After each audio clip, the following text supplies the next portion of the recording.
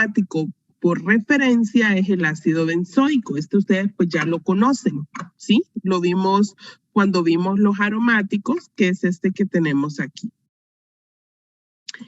Básicamente, todos los demás ácidos que derivan de él reciben el nombre como un derivado del ácido benzoico. Aquí tenemos un ejemplo donde vemos el ácido para-aminobenzoico. Recuerden que cuando utilizábamos o teníamos un anillo disustituido, utilizábamos los prefijos orto, meta y para. Entonces, miremos aquí, tenemos el ácido ortohidroxi benzoico, que es el mismo ácido salicílico, ese es su nombre común.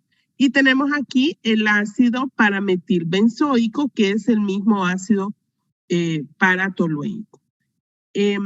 La base de la aspirina, pues, radica en la estructura del ácido salicílico. Y la base para todo lo que son las sulfas, que son algunos antibióticos, entonces se da aquí a partir del ácido paraminobenzoico. El ácido benzoico como tal se utiliza como un conservante y preservante en alimentos, y esto es un uso que hasta el día de hoy pues todavía tiene.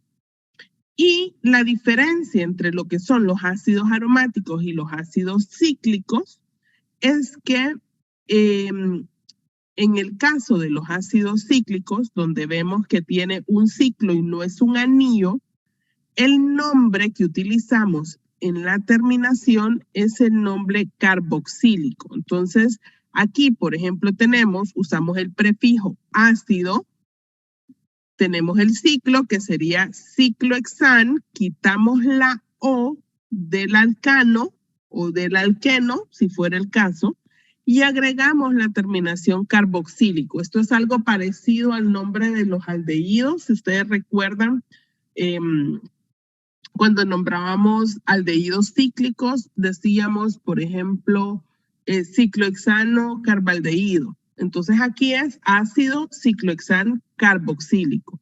Lo mismo sería acá, teniendo en cuenta de que el número 1 va a estar dado para el grupo carboxilo porque él tiene prioridad. Entonces, fíjense aquí, está sustituido, le damos el menor valor localizador a los sustituyentes, en este caso sería 3, nombramos utilizando el prefijo ácido, indicamos la posición de los sustituyentes, luego agregamos el nombre de la cadena principal, que en este caso es el ciclo, y por último agregamos la palabra carboxílico, ¿sí?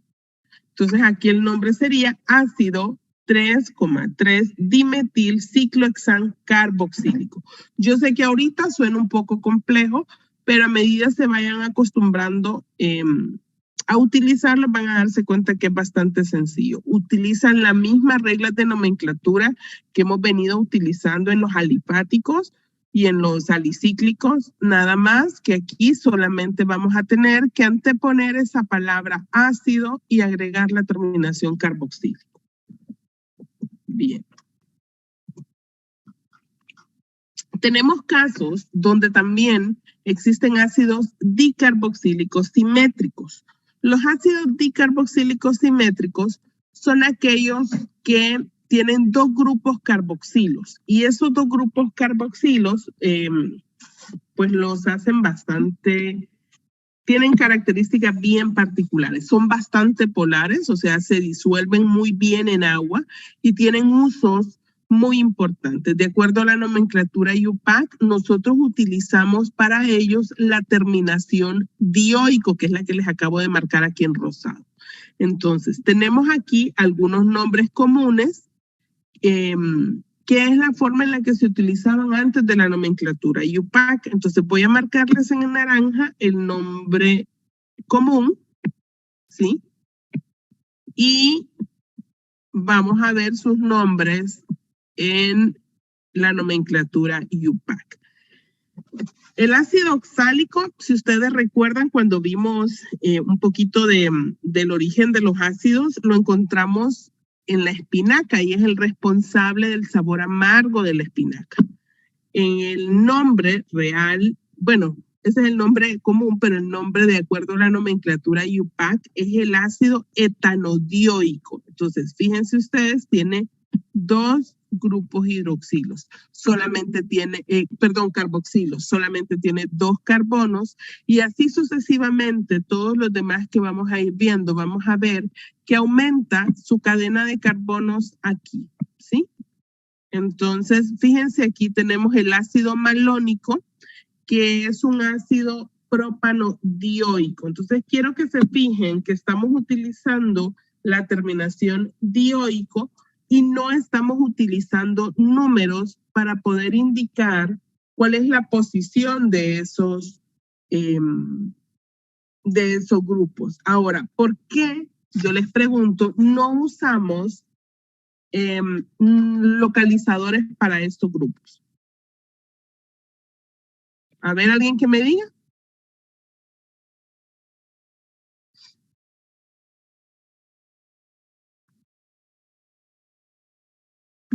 Nadie.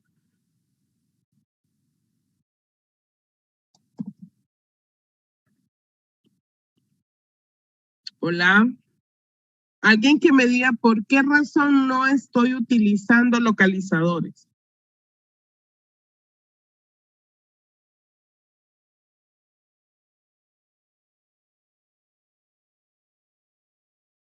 Hola, hola.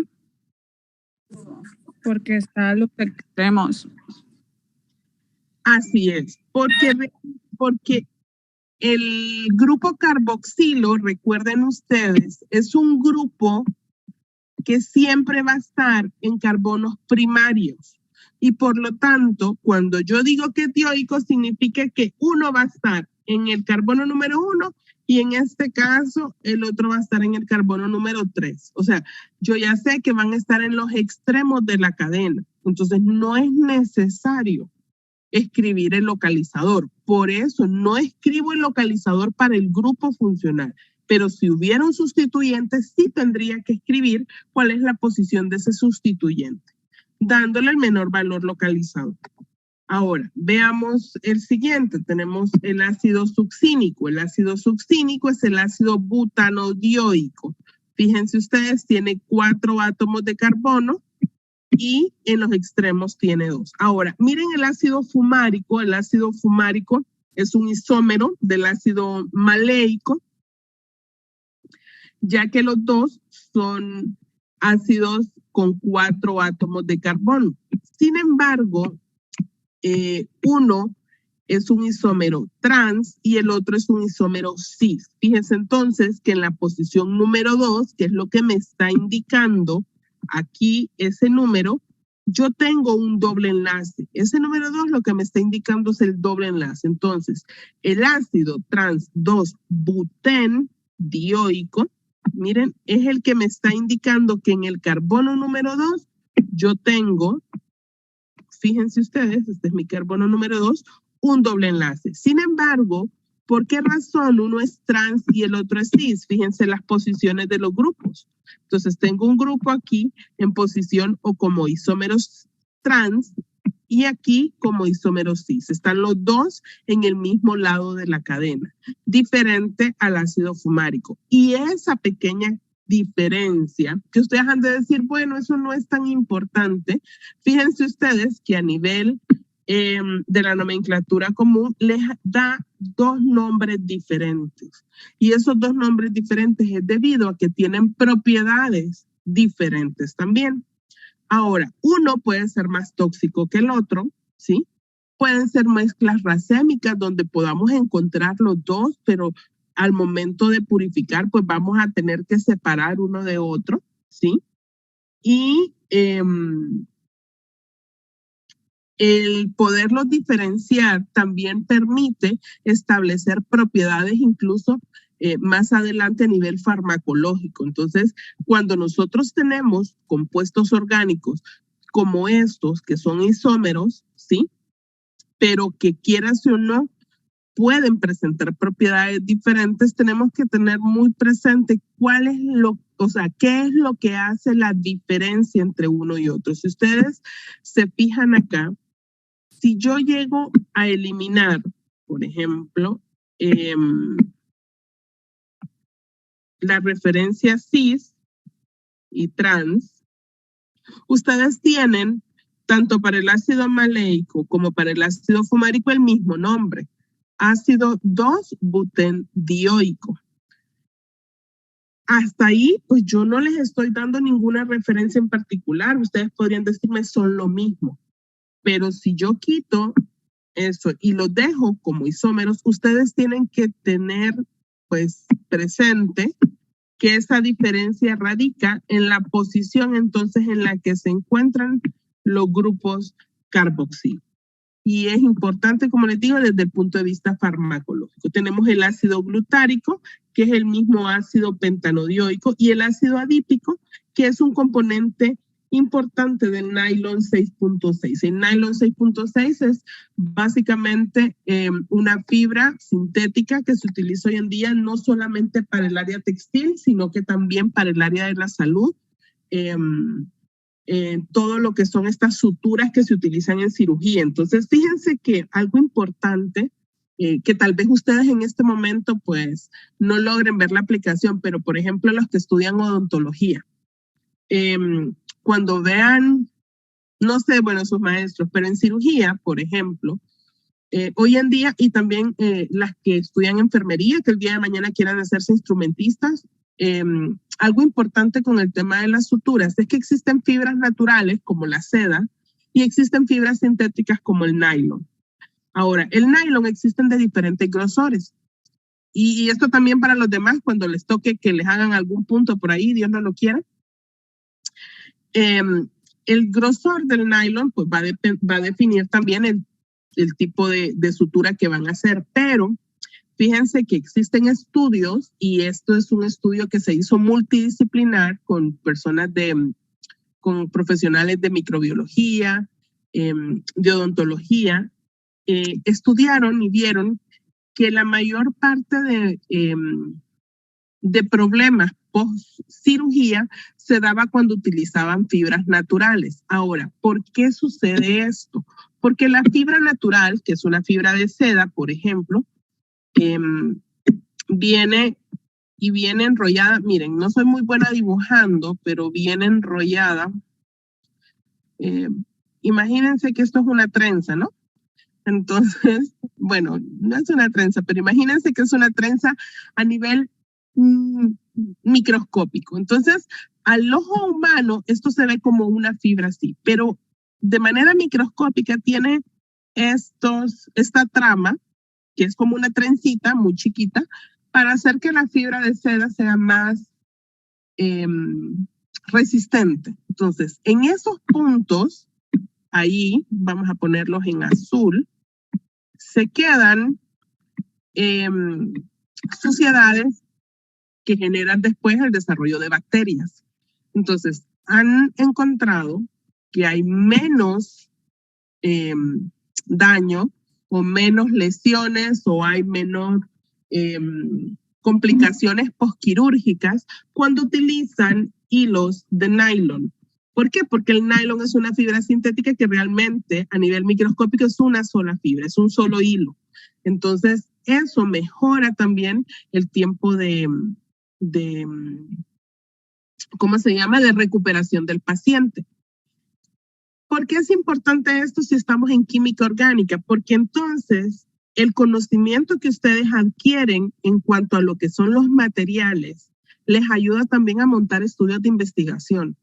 Y pueden el día de mañana, quien no me dice a mí de aquí, escribir un artículo científico que pueda establecer la tendencia de cuáles son las nuevas técnicas que se van a utilizar. Buscar otros materiales diferente al nylon, que pueda ser también un material sintético que sea biocompatible. Ahora, ¿cuáles son los materiales biocompatibles? Pues van a ser materiales que deriven de compuestos orgánicos. Entonces, los ácidos carboxílicos son, por eso yo les decía en algún momento, de los más importantes, porque dan la base para el desarrollo de otras moléculas que son un poquito más complejas.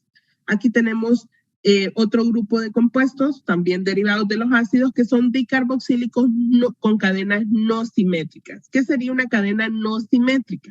Pues estamos hablando ya cuando existen sustituyentes. Fijémonos, aquí hay un sustituyente y aquí también. Entonces, vemos que lo que se hace es enumerar estas cadenas del extremo más cercano a ese sustituyente para darle el menor valor. En este caso tenemos el ácido 3-bromo-hexanodioico y el otro ejemplo es el ácido 3-fenil-2-metil-pentanodioico. Ahora, tenemos aquí nombres especiales de ácidos dicarboxílicos aromáticos. Los ácidos dicarboxílicos se conocen como ácidos los dicarboxílicos aromáticos se conocen como ácido octálico. El ácido octálico, ¿sí? Puede ser ortooctálico, metaftálico o paraftálico. Ahora, ¿cuáles son esos nombres comunes que tienen? El ácido ortooctálico es el mismo ácido octálico que se utiliza para pinturas, resinas, y puede utilizarse también para la síntesis de fenoftaleína y fluoroceína, que son indicadores. También se utilizan en el área de biología para poder utilizarlos como marcadores. La fenoftaleína funciona muy bien como un indicador ácido-base. Entonces, el ácido octálico pues sirve para esto. Luego, el ácido metaftálico se llama también ácido isoctálico. Y el uso que tiene también está orientado hacia el área industrial. Tenemos después el ácido paraftálico que se conoce como el ácido tereftálico. El ácido tereftálico tiene otro uso, pues también importante desde el punto de vista biomédico y en el área de la salud, porque sirve como precursor para la síntesis de poliéster, plásticos PET, que es el polietileno-tereftalato. Tenemos la elaboración de chalecos antibalas de un material que se conoce como Kevlar. No sé si ustedes habían escuchado de este material, pero es el material que hoy en día se utiliza para todo lo que son los pertrechos militares, todo lo que es equipo antimotines, cascos. Es un material ligero, pero bastante resistente. De hecho, resiste una bala. Entonces, el Kevlar fue un material que fue sintetizado por una científica, si no mal recuerdo es alemana, y lo hizo a partir del estudio de esta molécula, ¿sí? Del ácido tereftálico. Entonces, a partir de él, imagínense, se hace todo lo que son los plásticos PET, todo lo que es en la industria de alimentos hoy en día utilizamos, y también lo que utilizamos en el área de la salud. ¿Cómo qué tipo de plásticos? Jeringas, viales para contener medicamentos, bolsas y bueno, todo lo que son los descartables, quiera si no están relacionados al tema de plásticos, y venimos viendo este tema desde que empezamos a ver los alquenos. Pero como se pueden dar cuenta ustedes, existen varios precursores para ellos. Me gustaría saber si tienen alguna pregunta, algo. Hoy están bien callados, no me gusta que estén tan callados. ¿Qué les pasó en Semana Santa? Pero sí me gustaría saber, pues, cómo vamos, si vamos comprendiendo bien o no, o si tienen alguna pregunta. Nada. Doctora. Dígame. Más bien la que creó el Kepler es estadounidense, polaca. Sí, bueno, yo leí la biografía de ella, no estoy segura si es que ella... Stephanie Wolek, ¿no? Sí, pero creo que ella es polaca estadounidense. Creo que ella se formó, nació en Polonia, y creo que su papá o su mamá son estadounidenses, no estoy segura. Pero sé que tenía, básicamente ella, su base está, bueno, tiene los orígenes en Europa y también creo que tiene, porque trabajó en DuPont. DuPont es una empresa que se dedica a elaborar materiales, sobre todo materiales de bioseguridad, todo lo que son esos trajes blancos que hoy vemos y los ducktails, las cintas son hechas en DuPont y ella trabajó ahí. Stephanie, ¿cuál me dijo el apellido? Wolek. Wolek, sí. Sí, sí.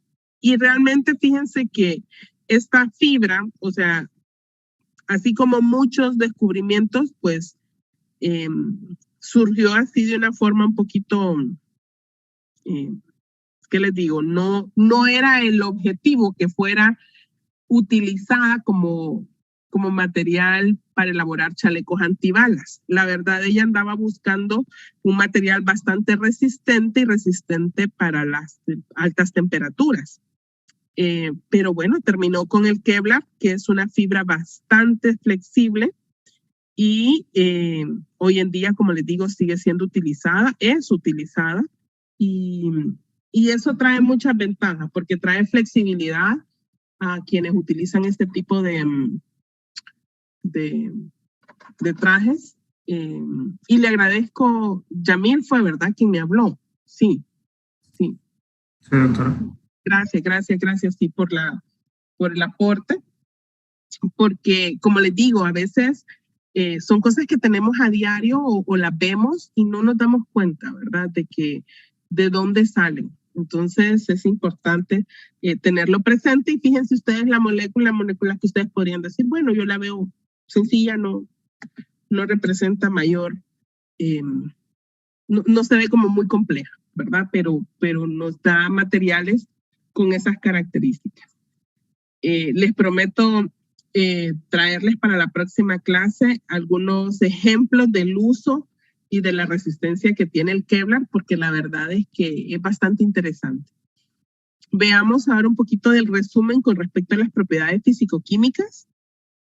Y tenemos que los ácidos de bajo peso molecular normalmente tienen olores desagradables. Si recuerdan ustedes, los primeros ácidos, incluso el ácido caprílico, caproico, les decía, tienen olor a sudor de cabra. El ácido butírico tiene olor a mantequilla rancia y entonces pueden asociar eso con sus características principales. Tiene un sabor amargo, como tenemos el ácido oxálico que está presente en las espinacas. Son solubles en agua y solventes orgánicos, o sea, se pueden solubilizar en ambos tipos de solvente. Ahora, con una polaridad tal vez no muy alta. Los ácidos de bajo peso molecular que van de 8 carbonos a 12 son sólidos a temperatura ambiente y son más solubles que los anteriores en solventes orgánicos. Ahora, los ácidos de alto peso molecular, que hablamos ya de 12 a 20 átomos de carbono y un poquito más, son ácidos grasos sólidos. Cuando los tocamos son un poquito untosos, menos olorosos, importantes para lo que es la bioquímica y el uso industrial para la elaboración de aceites y jabones. Son solubles en etanol, solventes orgánicos, totalmente insolubles en agua y sus puntos de fusión incrementan a medida que aumenta el número de carbonos. Y vamos a ver entonces la importancia que tienen estos ácidos para la siguiente sección, que es la parte de los derivados. Aquí vamos a ver el tema de la nomenclatura de los carboxilatos, porque los carboxilatos pues son un derivado de los ácidos carboxílicos que dan pie a la elaboración de jabones. Fíjense ustedes, aquí lo que nosotros tenemos, bueno, es un carboxilato. Fíjense ustedes, toda esta parte deriva o viene de lo que es un ácido carboxílico. Sin embargo, al final no termina con un hidrógeno, sino que termina, fíjense ustedes, con un metal. Entonces, ese metal puede ser potasio, puede ser sodio, puede ser calcio. Generalmente son metales del grupo 1A que pueden fácilmente desprotonar al ácido. Entonces, cuando vamos a nombrarlos, el nombre de estos ácidos pasa a eliminar el prefijo ácido, ¿sí? Utilizar, como lo dice aquí, la raíz carbonada, que en este caso, fíjense ustedes, tenemos 5 átomos de carbono.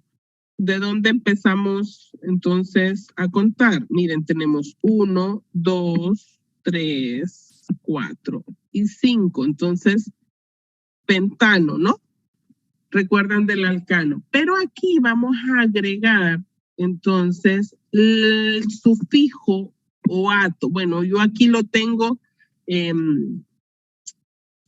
unido prácticamente con la O del alcano, pero sería la terminación oato o a veces ato. Y seguido de esto vamos a utilizar el nombre del metal unido con este prefijo de. O sea, este es mi metal, así que se llamaría, en la posición 3 tengo un cloro, 3-cloro-pentanoato de, en este caso, potasio. Si aquí hubiera un sodio, sería pentanoato de sodio. Ahora, es posible que estos productos se obtengan por medio de la acción, miren, de bases, en este caso, no sé si ustedes lo logran ver ahí, hidróxidos, ¿sí? Y posteriormente, esta reacción puede ser reversible agregando ácidos orgánicos. Entonces, podemos revertir la reacción haciendo esto. Y fíjense ustedes que en este caso hay una separación donde estoy utilizando éter y agua. En el caso donde estoy utilizando éter, el ácido carboxílico está disuelto en el solvente orgánico y no en el agua. Cuando pasa a convertirse en una sal, que sería un carboxilato, pasa a la fase acuosa. Y ahora tenemos aquí, miren, el carboxilato como tal. El carboxilato es soluble en agua y cambia totalmente las propiedades del ácido solo por la eliminación, miren, de ese hidrógeno y la adición de ese metal ahí. ¿Cómo lo logramos? Utilizando una base fuerte. ¿Cuáles son las bases fuertes? Hidróxido de sodio, hidróxido de potasio, hidróxido de calcio. Naturalmente, ¿cómo obtenemos el hidróxido de calcio? A ver, ¿quién me dice cómo podríamos de forma natural? Esto es química general, así que no me pueden decir, no, eso yo no creo que lo haya visto. Yo estoy segura que sí lo vieron. Vamos a ver, ¿quién me dice cómo puedo obtener hidróxido de calcio, el hidróxido de calcio, ¿sí?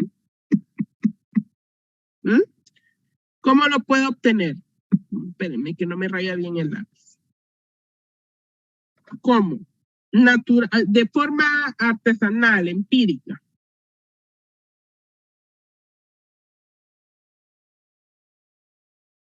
¿Cómo? Este lápiz no me quiere rayar. Ahí está. Cal con agua. Cal con agua. Muy bien. La cal, que es un producto, pues, que se encuentra así como allá por Taulabé lo encontramos, está de manera natural, ¿no? Realmente en los pueblos la conocen como cal viva. La cal viva es realmente el óxido de calcio.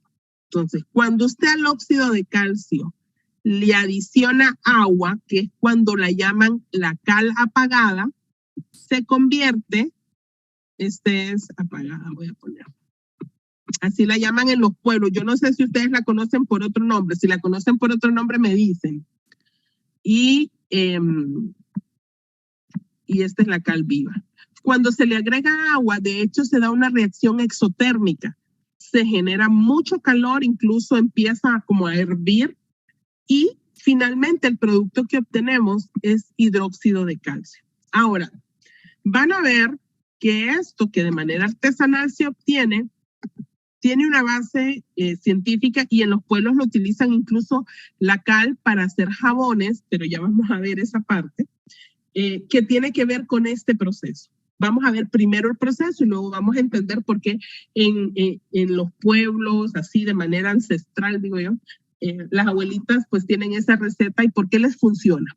Ellas obviamente no saben de química, pero ustedes ahora pues van a entender ese proceso. Veamos, y está el tema de la saponificación. La saponificación de los ácidos grasos es la que da lugar a la formación de lo que conocemos como jabón. Entonces, fíjense ustedes qué paradójico el hecho de que el jabón que hoy en día ustedes utilizan, algunos de los jabones, porque hay otros que son derivados de petróleo, ya vamos a ver cuáles son, sirven para quitar la grasa, ¿no? ¿Para qué usamos nosotros el jabón de manos? ¿Para qué utilizamos el jabón de cuerpo? Pues para quitar ese exceso de piel muerta, grasa, sucio, limpiarnos la suciedad. Incluso con este tema de COVID, como ustedes saben, el jabón disuelve la capa lipídica, vaya, en este caso del virus, y es lo que expone al final de cuentas al virus y lo deja inactivo. Entonces, ¿cómo es que un ácido graso puede convertirse en un jabón que sirva para disolver grasas? Bien, vamos a ver entonces esto. Normalmente, los triglicéridos de cadena larga, que son ácidos grasos de entre 12 y 20 átomos de carbono, se hidrolizan. Y cuando hablamos de hidrolizarlos, estamos hablando de que, recuerden ustedes, pueden formar, romper sus ¿cómo se llama? Sus enlaces y permitir el ingreso de agua en presencia de bases fuertes para dar lo que conocemos como glicerol. A ver, ¿quién se acuerda qué es el glicerol? Lo vimos cuando vimos alcoholes. ¿Qué es el glicerol?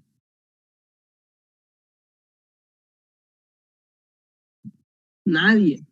Y les dije, esto es importante porque se utiliza en la cocina, se utiliza en el área médica, puede incluso servir para hacer bombas, para aquellos que son un poco así revolucionarios, bélicos. Funciona como laxante. Funciona como laxante, así es. De hecho, hay supositorios que se hacen de esta sustancia para los niños principalmente. El glicerol es lo mismo que ustedes conocen como glicerina. El glicerol es la misma glicerina, sirve como humectante. De hecho, algunas cremas hoy en día al alcohol de manos y al gel de manos le ponen glicerina para que sirva como humectante. Y entonces fíjense ustedes que el principal objetivo de la saponificación es que estos triglicéridos y ácidos grasos se hidrolicen para formarme un jabón. ¿Sí? Perdón, un alcohol. Este es el alcohol, miren. Esta es la glicerina, tiene 3 átomos de carbono y 3 grupos hidroxilos, altamente soluble en agua.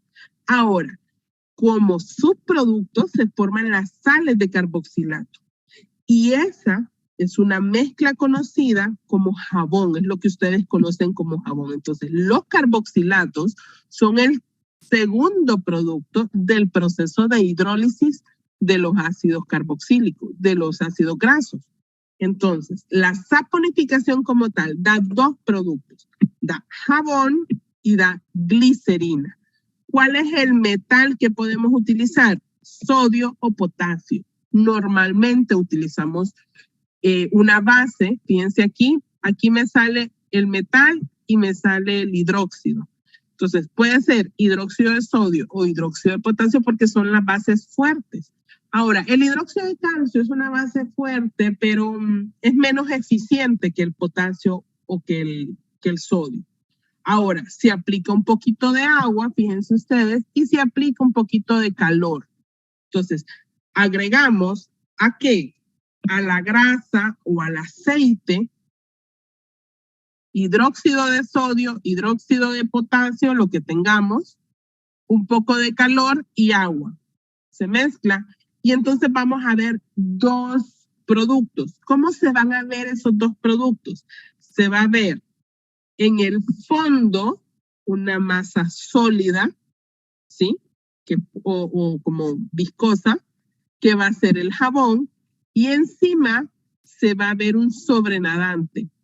Es transparente. Ese sobrenadante transparente, un poco oleoso, es el glicerol. Ahora, hay que tener cuidado porque en el proceso hay que también regular el pH. Como estamos utilizando una base fuerte, el producto inicialmente tiene un pH básico, pero hay que ir buscando la forma de neutralizarlo hasta llevarlo a un pH que es tolerado por nuestro cuerpo. Por eso ustedes ven esos anuncios de Dove, de Dove principalmente, que dice que el jabón de ellos tiene un pH neutro y que otros jabones tienen pH ácidos. ¿Cuándo van a tener pH ácido? Cuando el proceso de saponificación no ha sido completo, porque entonces tenemos presencia de ácidos grasos.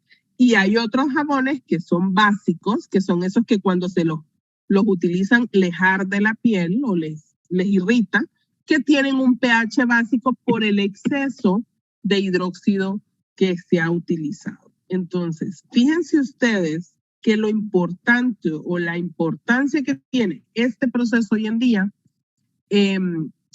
radica en que la industria del aceite, que es una industria bastante lucrativa,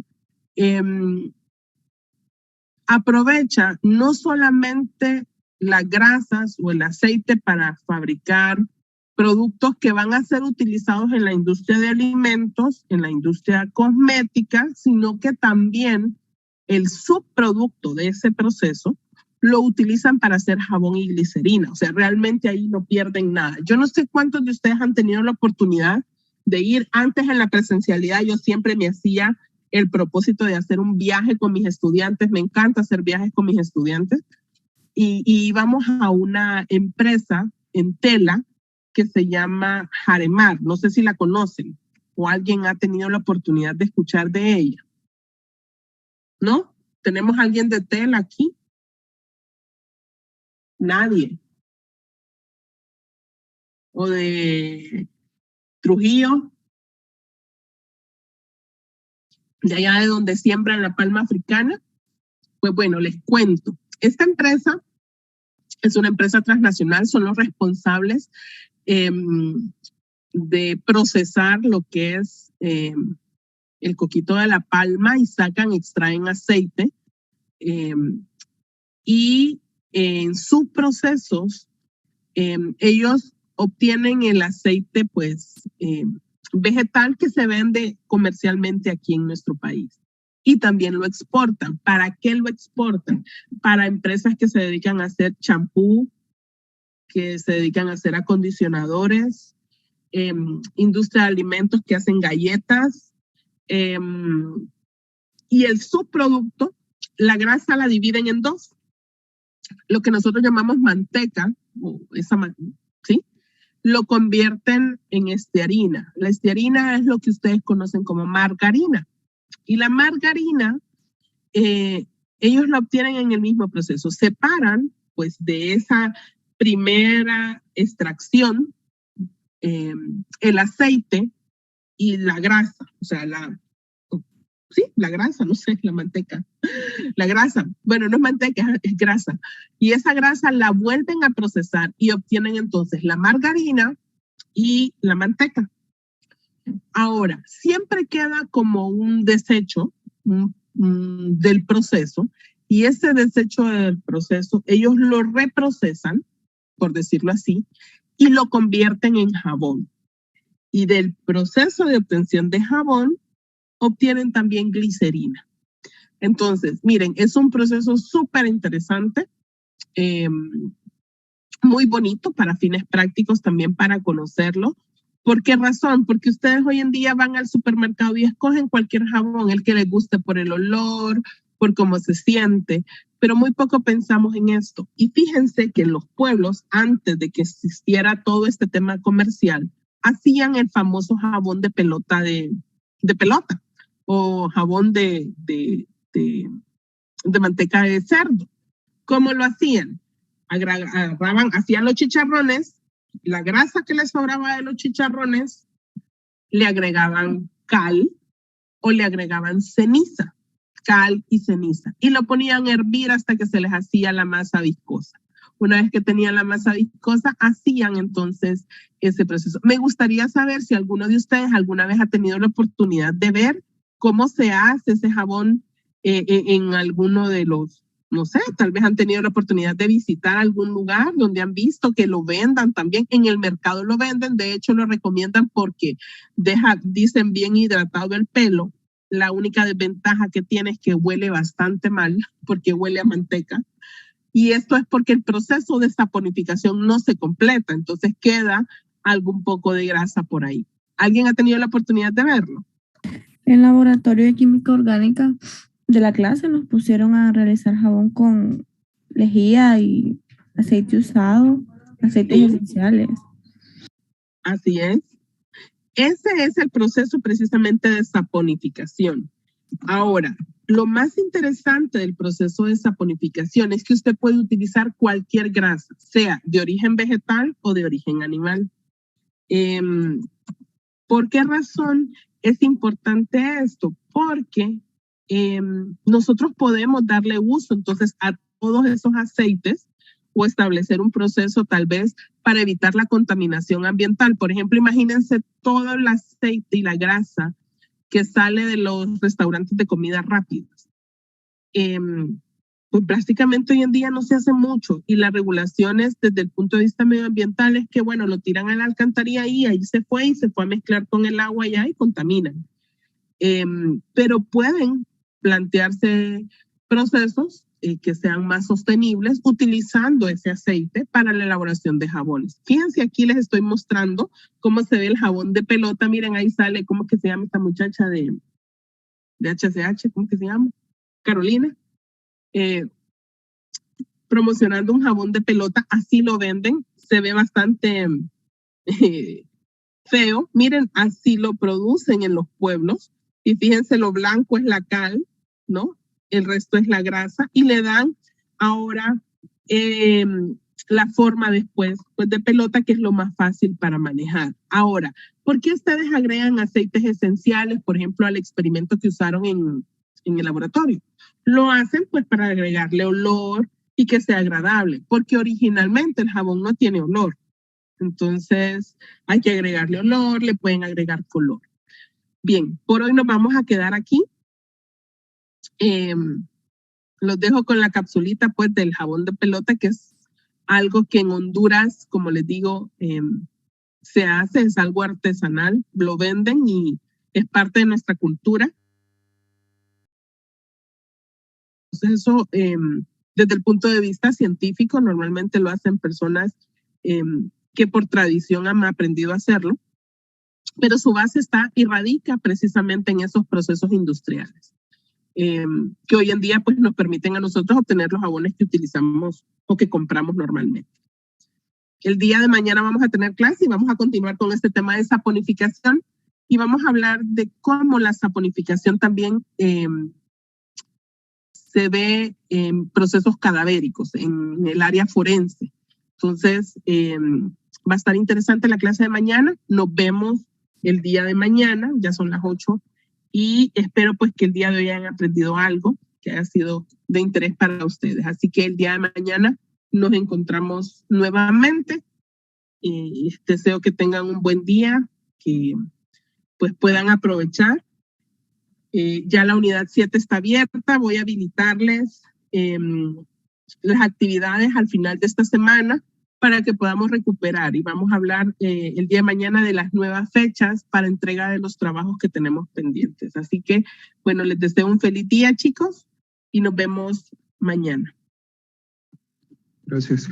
Gracias, doctora. Gracias, doctora. Doctora.